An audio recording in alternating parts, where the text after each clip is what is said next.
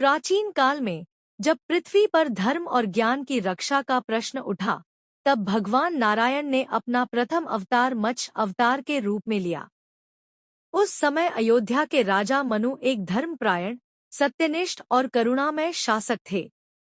एक दिन वे नदी के तट पर संध्या कर रहे थे, तभी उनके अंजलि में जल के साथ एक छोटी सी मछली आ गई। वह मछली मानो विनती कर रही हो कि बड़ी मछलियां उसे खा जाएंगी, इसलिए उसकी रक्षा की जाए। राजा मनु ने दया भाव से उस मछली को अपने कमंडल में रख लिया, पर आश्चर्य की बात यह थी कि कुछ ही समय में मछली कमंडल में बड़ी होने लगी। तब राजा ने उसे घड़े में डाला, फिर तालाब में और अंत में नदी में छोड़ा, लेकिन मछली का आकार लगातार बढ़ता गया और वह समुद्र में भी समा गई। तभी राजा मनु समझ गए कि यह कोई साधारण मछली नहीं, बल्कि स्वयं भगवान नारायण है। उसी क्षण मछली ने दिव्य स्वरूप धारण कर कहा कि शीघ्र ही पृथ्वी पर महाप्रलय आने वाला है, जिसमें समस्त सृष्टि जलमग्न हो जाएगी।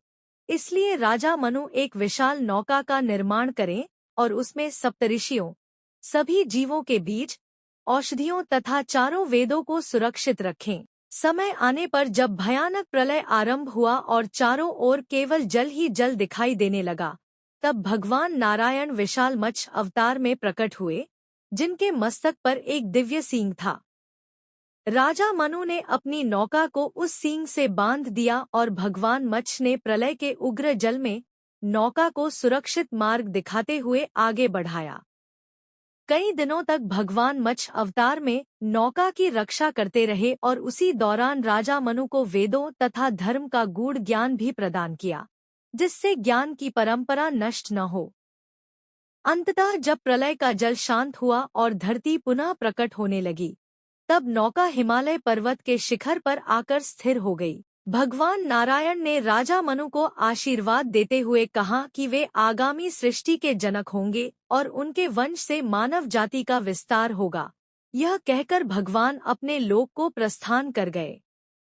इस प्रकार मत्स्य अवतार के माध्यम से भगवान नारायण ने सृष्टि, धर्म और ज्ञान की रक्षा कर संसार को यह संदेश दिया कि जब जब संसार पर संकट आता है, तब तब ईश्वर स्वयं अवतार लेकर अपने भक्तों और धर्म की रक्षा करते हैं।